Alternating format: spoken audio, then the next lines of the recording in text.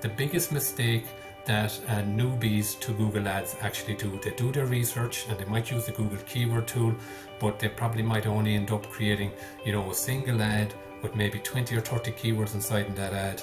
And it's very hard to create a relevant ad when you've got that amount of keywords. So the more tight your keyword ad group is to your ad and also to your landing page, the more likely you are to get that conversion. You're listening to The Growth Booth, the show focused on achieving lifestyle freedom through online businesses. Whether you're looking for step-by-step strategies to start building an online business, simple game plans to grow your business, or proven lifestyle freedom frameworks, you are in the right place. Stay tuned and be sure to join the thousands of listeners already in growth mode. Hey everyone, Aidan Booth here. Welcome to episode number 48 of The Growth Booth, where today we're going to be talking about the what, the when, the why, and the how of AdWords, Google Ads, as it's known these days, and how you can use Google advertising, some things you might not know about it. And I've got someone who is an absolute expert, through and through expert, with about a decade of Google Ads experience on the call. This is someone who is our in-house Google advertising manager and is a specialist on everything related to Google Ads. Now, his name is Larry O'Connor. Larry, thank you so much for taking some time out of your day to be with us. No problem, Aidan. Glad to be here. And you can probably tell from Larry's accent that he's up in Ireland, so I'm just hoping that you're not going to start talking too fast or you're going to lose all of us, me included. So I remember that.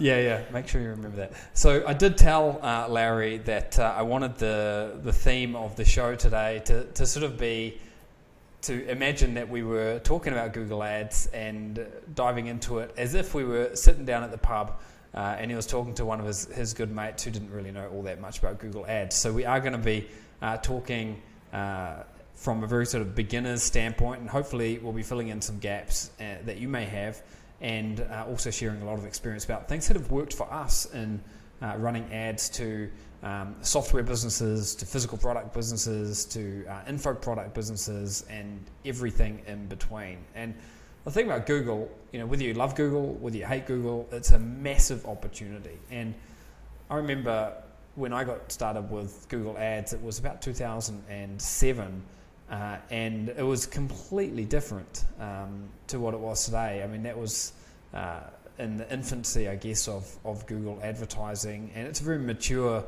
serious platform nowadays. In fact, I was actually booted off and banned from Google Ads in about 2008. Is that something that's ever happened to you, Larry? Have you ever been banned from Google Ads?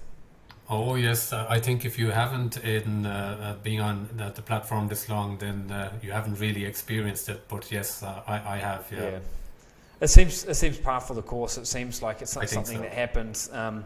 But the good news is that over time Google has matured. And in my case, for example, I was banned originally back in about 2008, and I could easily get my account back and go on to do lots and lots of ads on Google. And something interesting that I found when doing some research for this episode here today was Google generates something like 95% of its revenue from Google Ads. Now, obviously, Google have got a whole range of different sort of parts to their business, but over 95% of their revenue comes in from ads. So clearly, it is by far and away the most important part of the Google business, and that's, I guess, why they look after it and they're always trying to make it better. So Larry, let's dive into this. When people talk about Google Ads, what exactly are they talking about? Maybe you could give a bit of an overview about the different types of ads and exactly sort of what it is. Yeah. So what Google Ads is actually Google's online advertising program. So through Google Ads, you can create online ads, let's say, to reach people exactly when they're interested in the product and service that you offer. No doubt you've seen that when you type in a keyword phrase, you see there are some ads at the top and maybe some ads at the bottom, and then you might see some image ads and stuff like that. So that's when you refer to it, and when like Google are making all their money. So people pay to be in those places as such. Okay. So one of the things, like Google accounts are actually, we'll say from the Google Ads platform, It's free to set up, okay? So you don't, and like all you need is a Google Ads account, or sorry, a Google account. So if you have a Gmail account, if you have, some people might have a G Suite account. So as long as you have a Google account, you can actually set up Google Ads, and it's actually free to use. And how much does it cost to run an ad and to get a click, let's say? And obviously this is like asking how long is a piece of string, but could you give people some parameters around, what might be the low end of a keyword cost and like the high end? Well, realistically, okay, like there is, you could potentially run a $5 ad if I'm not saying that like the cost per click is going to be that, but realistically you can run budgets as low as $5 and you can go up to the thousands per day. Now, depending obviously on the niche that you're in, it can vary. Like I would say clicks can cost from anywhere from a couple of cents up to, I think our most expensive one that when we were running for our SaaS product, believe it or not, was $67. So, and if you're per click, yes. And if you're in the insurance space, it could even be above that. I hear this. There are cases where it could be even like $98 to $100 per click. So it really does depend on what industry you're in. But like for small businesses, for example, you could be playing, a good guesstimate is probably anything from maybe $1 to maybe $2 to $3 realistically. Right. Is there a way that you can find this out? Is there a way you can find that out before you start running the campaign? Yes, there is actually. Google have their own keyword tool now. It's called the Keyword Planner. So if you just typed into Google Keyword Planner, you will get their keyword tool. There's a link there for it. It's usually in the top of the search results. And what's great about this keyword tool is it shows you search volume. So you simply type in a keyword phrase, it'll give you search volume, and it'll also give you the average cost per click. Now, what I will say is I always treat those figures as relative. I would never treat them as absolute. So for example, if you typed in a keyword phrase, if you were selling bikes, for example, and you wanted to advertise online and you typed in like mountain bikes, let's say, for example, it gave a keyword phrase for mountain bikes was, 1,000 searches a month, it'll give you search volume, and it'll also give you an average cost per click. So that average cost per click maybe, they might say 90 cents or $1.10. But I just think it's important to know that never treat that as an absolute figure, treat it more as a relative figure. So it's a gauge as to what you might be paying and the average search volume then.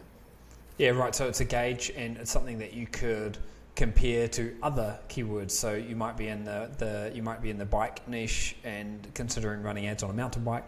You might also be in the weight loss niche. So if you're in the weight loss niche, the word weight loss might have a search volume of 100,000 a month or something. Mountain bike might have 10,000 a month, and what you could take away from that is, in orders of magnitude, you're going to be getting a lot more traffic for a term like weight loss, and same Correct. with the cost per click. So mountain bike might have a cost per click of, let's say, $2. Weight loss might have a cost per click of $10. These are estimates, and what you take away from that is, it's going to be more expensive running a keyword like weight loss. Yes, absolutely, because there's probably a lot more competition. So it's related to competition there as well. So like Google knows, for example, if you are in, if you're a local business, like you're a dentist, for example, or if you're a solicitor, they will charge a lot more cost per click because they know the market that people would say that are in that market. They know that they can actually charge a lot more. So it comes down to what they know that they can charge and actually competition.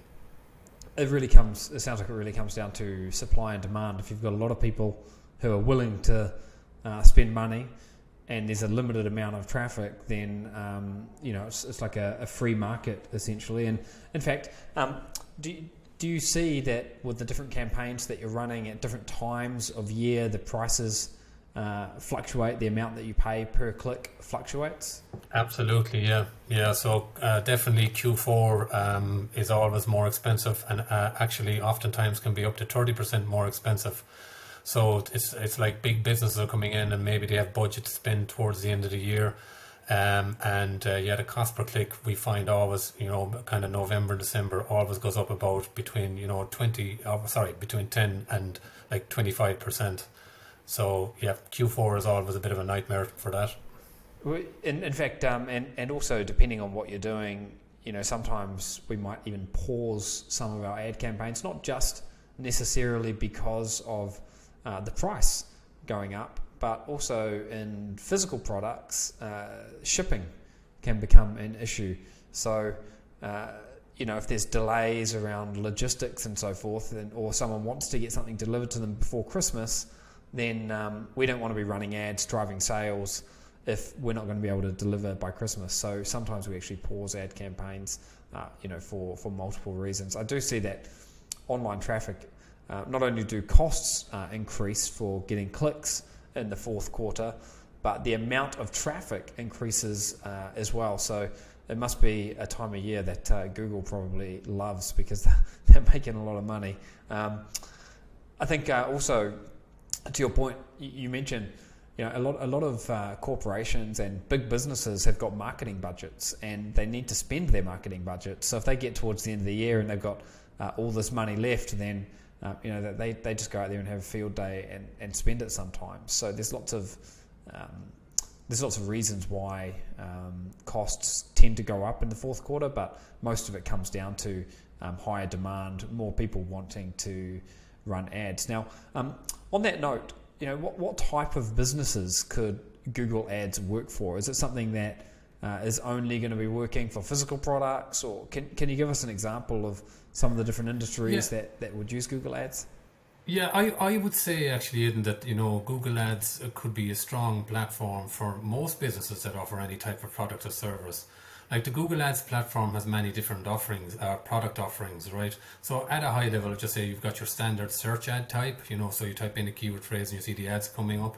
You also have what is called shopping ads. So if you're an e-commerce store, they're a great way to get traction. Also within the Google Ads platform, they have video ads, so you can advertise on YouTube. And a new ad product they have now is also called local store visits. So, for example, if you're if you own a physical store, maybe the likes of a restaurant or a dealership, now you do need what is called a business profile for that to link in with Google Ads. But that can be a great way for the likes of a restaurant or a dealership to actually advertise on Google Ads. And also one that's been there for a good while is called display ads. So that's basically the Google content network. Like, they've got millions of sites on the internet, and you could actually advertise on there. And one thing that the actual display ads product can be good for is actually something we refer to as retargeting or remarketing. So if somebody visits your website and doesn't take an action, which oftentimes can be up to 60 or 70% or even above, you can actually target these guys and kind of follow them around the web by using the Google Content Network. So it can be a great way of getting an ROI on that as well. Right. So, okay, so that gives us a good bit of an overview about the types of businesses and how they can sort of run ads. But if you are starting out a new campaign, so you're starting with a new business, a new campaign, could you share a little bit about your mindset and the process you go through? So let's say you've just started working on a new project. It could be related to anything, you can decide that. How do you go about getting started with a campaign? Where do you begin? Do you do some research? Yeah. Do you where do you start? Yeah, so I suppose the first thing I would do and I would recommend is, rather than like diving straight into the actual platform itself, like you said, I would do some research. So what I would do is, for example, is actually just create a simple Google document, and I would start into my keyword research, and I would use the Google Keyword Planner tool for that. So whatever product or business I was offering, so to continue with our example of a bike shop, if it was a local bike shop and I want to start advertising online, so I would type in maybe one of the bike types that I might be looking at advertising. For example, if it was mountain bike, so I type that into as my primary keyword phrase into the keyword tool, and I would look to get a good gauge of what the search volume and the price per click was from the Google keyword tool.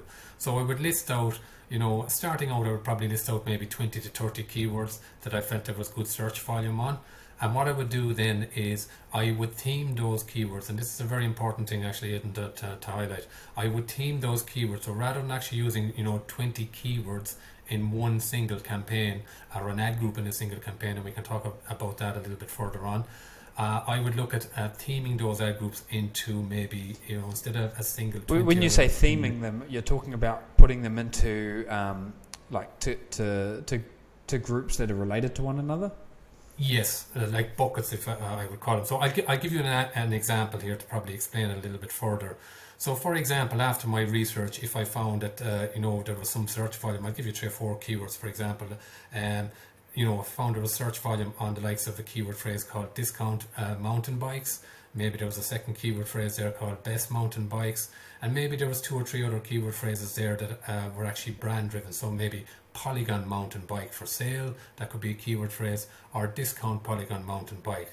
So I've given you an example there, right, of 4 keyword phrases, and even though they're only 4 keyword phrases, I wouldn't actually just put those 4 keyword phrases in a single ad group. What I would do, and I'll give you my reason behind it as well, what I would do is I would put the discount mountain bikes and the best mountain bikes into one ad group, right? And then I would put the Polygon mountain bikes for sale and the discount Polygon mountain bikes for sale into another ad group. And my reasoning for that is the person that types in the likes of best mountain bike, right? They're earlier on in their research. So they're not 100% on what type of bike they might get. What type of mountain bike they will get. So what you're better off doing is when you're creating your ad with your keyword, you're better off sending them to a page, or say a category page on your e-commerce store that's all to do with mountain bikes.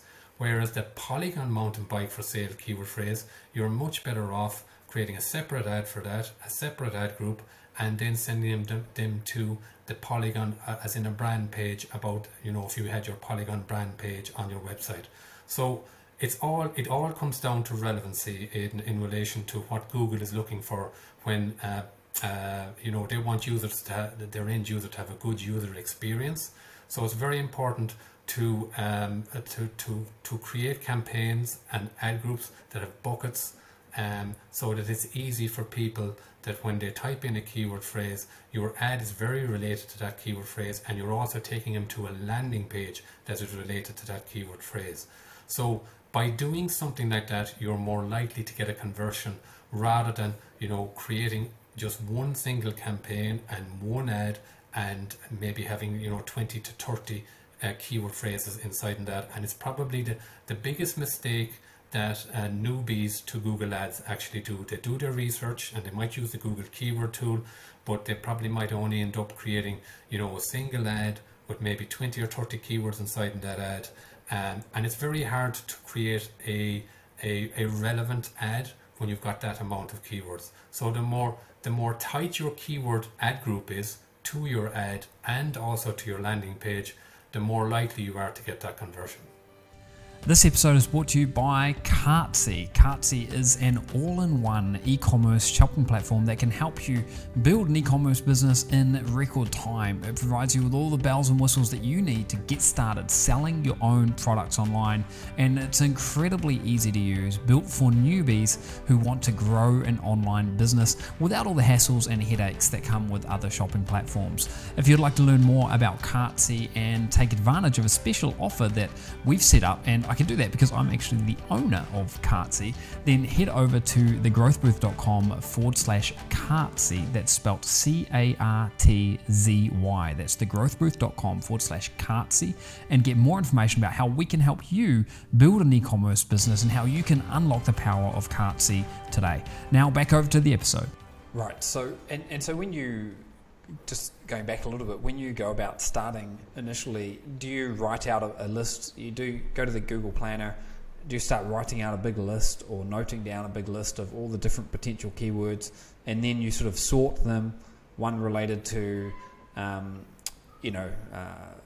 this example here, best mountain bike, discount mountain bike, they write at the start of their sort of research process, and then further down the line, they might be looking for brand specific. So you come up with a big list of keywords, and then you sort them out into different groups, which you refer to them as themes. And then at that point, what do you do once you've got all of these keywords mapped out? I mean, what's the next step? You sort of load them up into Google Ads? So then, you have, as you would say there, you have all your information inside in your document. So then you would just go to the Google Ads platform. So that's ads.google.com. Okay. And once you have a Google account, you can just go in and there's a button in there. Then it's just straight into actually creating a campaign. So you've got kind of three different levels when you're creating a campaign. You've got a campaign level where you put in your budgets and your location as in the area you want to target. Then you have underneath that you've got ad groups, and that's where you put in your keyword phrases. Okay, and then you have below that, then you would have actually where you create your ad. So that's where you put in your headline, your description, and the actual landing page that you want the traffic to go to. Okay, so let's say that you've done your research, you've come up with, just for argument's sake, 30 different keywords, and there are 3 different themes there. Would each one of those themes be a different ad group? Is that how you Yes, set them each up? one of those themes would be a different ad group, and more often than not, they may actually then go to separate landing pages on your site as well. So, again, if we use the analogy of the bikes, if we had like three different ad groups, one for mountain bikes, and maybe we had one for electric bikes. So we'd have a campaign for mountain bikes, we'd have a campaign for electric bikes, we'd have a campaign for road bikes, for example. And then within that, you would have your silo of ad groups, as in your tightly themed keyword groups. And then you would send those to separate landing pages rather than sending them to the home page. Again, this is a problem that a lot of newbies make, that they will send those themed ad groups, they will send them all, for example, to the home page. You are probably better off if you have a silo ad group that is about a specific part, that you would create separate landing pages on your website for that. Yeah, and okay, so you upload these keywords, you've got them all organized as you best see fit, you've gone out and you've made custom pages to make the landing pages very specific and related to the keywords. How do you know what to spend at this point? You've got 30 different keywords there. Obviously, you could say, well, my available budget is $50 a day. What do you do? Do you just put $50 a day in Google and let Google do the rest? Yes, as such, yeah. So you decide on what you're prepared to spend on a daily basis, and more often than not, like Google will stick to that. Now there are times that they may end up spending 60 or 70, and then other days they might just spend 30. But over the norm of the course of a month, in general, if you say like $50 a day, Google are good in that, in and around that $50 mark is what they will spend a day. Now you would also base that, Aidan, on, your keyword research. You probably would have found out what the average cost per click was from the Google keyword planner tool. And then based on that, you might decide what your daily budget is. So rather than just picking a figure out of the air, you base it on maybe some research that you did. You got the average cost per click, and then you decided, okay, if the average cost per click on these keywords is, let's say it was $2, then you might decide, okay, look, listen, I can afford to spend 50, or I can afford, I can afford to spend $100 a day or whatever. It's up to you how much you actually spend. There's no prerequisite that you have to be spending X amount a day. As I said earlier on, you can probably go as low as $5 if you wanted to just test the waters. But ideally, if your individual cost per click on each keyword is $2, then you might only get 3 clicks or whatever. But I just wanted to give you an example there. There's no prerequisite that you have to spend an X amount. You can go, you can decide on what your budget is, which is good. You can always sort of dip your toes in the water there and start with a teeny tiny budget, just to kind of understand how it works and to start seeing some activity, and you can do that without much fear, really, because what's the worst that could happen? You could make a mistake on the keyword you're selecting or the landing page, and you might be $5 out of pocket. Obviously, if you're spending $500 or $5,000 a day, then you want to be able to make sure things are really dialed in. But you only ever get to those numbers when you're gradually scaling. Anyway, it's not like you just start off there on day one. Correct. Yeah. Just one thing, and just one thing on that as well, just as part of setup at the campaign level, there is an option to have a start and an end date. So for example, if you weren't comfortable about, as you said, you were just testing the waters, it may not be a bad thing to actually maybe put an end date on that campaign rather than just leaving it there, because we have heard of horror stories of somebody starting a Google Ads campaign Forgetting to turn it off. Forgetting about it. So Yeah, going yeah. back to Google and telling them, look, you're after charging me X amount on my credit card, you shouldn't have. They've heard all of this before, and they would just take that money from the credit card. So, if you're testing the waters, and I've never worked with Google Ads before, just a recommendation there, put in a start and an end date. You've mentioned a couple of things already that people who are getting started, or even not people who are getting started, but people tend to mess up. One of them was about landing pages not being specific and targeted to the keyword. So if someone's searching for a mountain bike to buy, and you start showing them e-bikes, then obviously that's not really applicable. Or if someone is looking for a road bike and you start showing them mountain bikes, then there's incongruency there. That's one mistake that people make with their landing pages. Are there other things that people seem to mess up as well, or common sort of pitfalls that people fall into that you can think of? Yeah, I guess it would be kind of the lazy setup, if I would call it that, Aidan, and I referenced it there earlier. It's maybe like they do their research and they spend the time doing their research, but they just decide to throw all the keywords into a single ad group and actually send it to either the home page or a single page. Now that's a recipe for disaster, because what actually happens there is Google sees that you didn't take the time and effort to structure your campaign properly, and as a result are likely to consider that a bad user experience for people that are typing in a keyword phrase.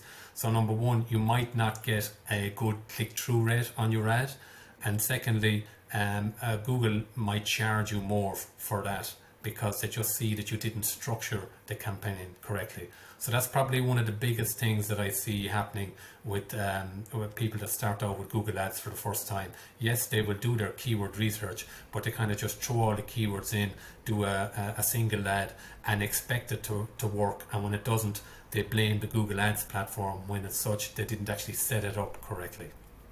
One of the things that I've always loved about running Google Ads is you can get very granular with the data, and you can see what's working and you can see what's not working, and it's fairly easy to pinpoint where a problem is, because either maybe the keyword that you've chosen is, maybe it's too expensive, or maybe it doesn't have enough search volume, or maybe it does have enough search volume and it does tick the box regarding price, but then your landing page doesn't convert. And I think if you are willing to sort of dive into some of the data, you can really pinpoint where potential problems are and where potential opportunities are.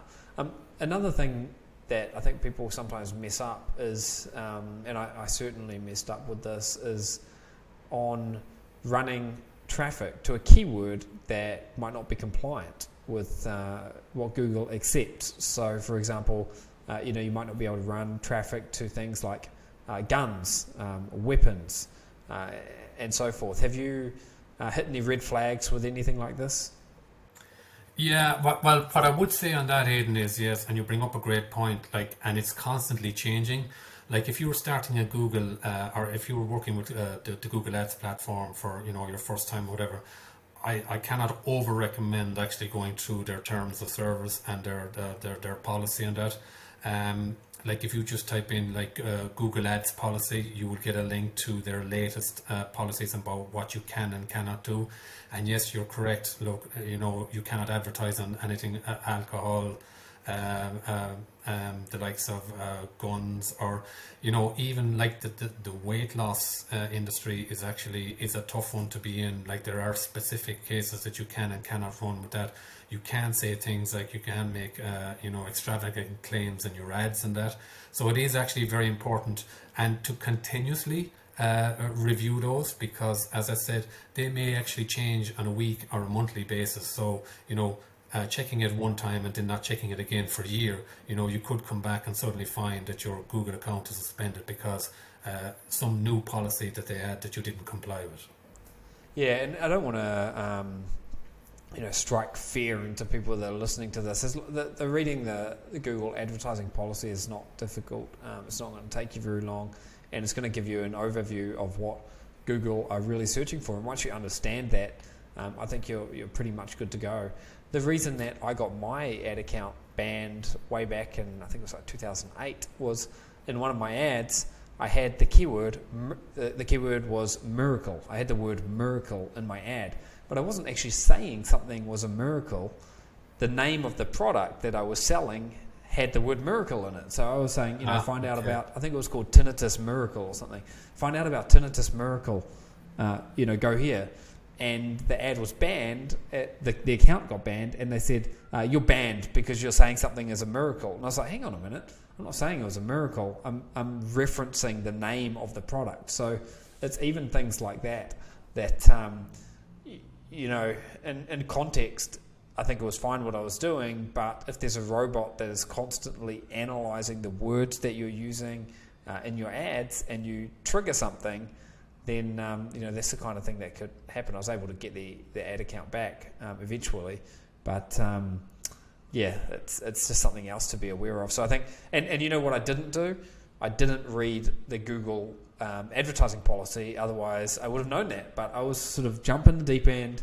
I'm going to learn as I go, and with that advertising with something like Google, it doesn't always pan out the best when you do that. You're not alone in that. I think many people that probably start, they just jump in and just try it out. So yeah, no, it's definitely worth their policy and their ads policy. It's super important, and the reason being is, as I say, they are constantly updating it, so it's not something that they do kind of once a year. I would say they probably update that probably once a month. Right.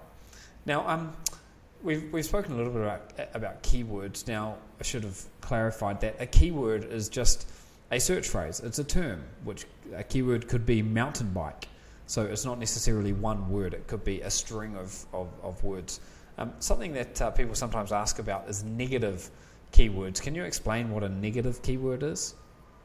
Yes, so if you are running a campaign and you decide that you don't want your ad to appear for a certain keyword phrase, you can tell Google in the platform that you do not want your ad to actually appear for this specific keyword phrase.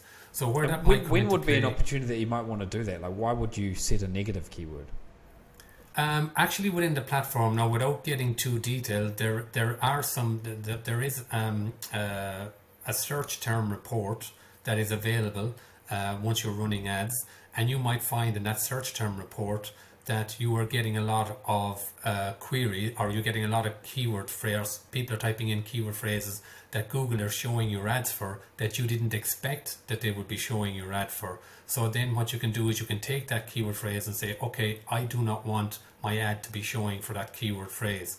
So, and then you would just type that keyword phrase in as a negative keyword phrase. So as an example, we've been using mountain bikes. Let's say you've got a shop that's selling mountain bikes, and you've got this keyword set up as mountain bikes, and Google starts sending all kinds of traffic related to mountain bikes, and you start noticing that you get people visiting your website when they type in mountain bike repair, but you might not be a repair shop, so you know that traffic is completely wasted. Is that a case where you would make mountain bike repair a negative keyword? Correct, yes. So once you've got a campaign set up and running, how do you know which keywords are the ones that are performing and which aren't performing? Okay, good question, Aidan. Yes, so one of the things that Google Ads offers within the platform is this thing called conversion tracking. So it's what is referred to as a pixel code that you would put on your website, on the thank you page of your website. Okay, so what it does is if a person either, if you're looking for a sale, so for example, to continue with our mountain bike, if somebody purchased the mountain bike, you'd want to know which keyword phrase that came from. So that is done through conversion tracking. So Google, you put the pixel code on the thank you page of the website, and then that gets tracked back inside the Google Ads platform to the keyword. And also you can tell which ad actually made the conversion as well. So that ensures that you're only paying for keywords that you know are converting. Right, and that's really, really important, because if you're just running traffic for the sake of it and operating sort of on gut feelings, then you're always going to end up out of pocket. One of the most important things that I've learned over the years about paid advertising, and it's not limited just to Google, it's understanding how to interpret the results that you're getting, and understanding to how to know when you're winning and when you're making money on something. Thankfully though, the advertising platforms like Google are very user friendly these days. I remember back 15 years ago when I was getting started with running a lot of ads on Google. It was pretty complicated, and it wasn't really set up for the average Joe just to be able to go in there and start running an ad. But nowadays it's pretty intuitive, and there's lots of good information out there on the web as well. I mean, if you're a member of one of our programs, then we've got quite a bit of training around Google ads, not just Google ads, but Microsoft ads, Facebook ads, and so on and so forth. But beyond that, Google search, YouTube, these are great places to go to get more information as well. So Larry, thank you so much for taking some time out of your day there and just giving people the 101 lesson of Google Ads. I think it's a massive opportunity, so hopefully this will help people fill in a few gaps and be able to get started. So thanks for being with us here today, Larry. Okay, thank you very much, Aidan. Happy to help, and hope people found it useful. We're definitely going to get you back on to go into a level 2, I think, and dive into some of these more advanced topics like the conversion reports and so on and so forth. So look forward to doing that. In the meantime, though, you can find the show notes. We'll have links to, for example, the Google Planner and other important links like where you can go to start opening a Google account and the Google advertising policy. We'll have all of that listed over at thegrowthbooth.com on show number 48. So that's thegrowthbooth.com, show number 48. That's a wrap for today. Thanks for listening. We will see you again next week on The Growth Booth.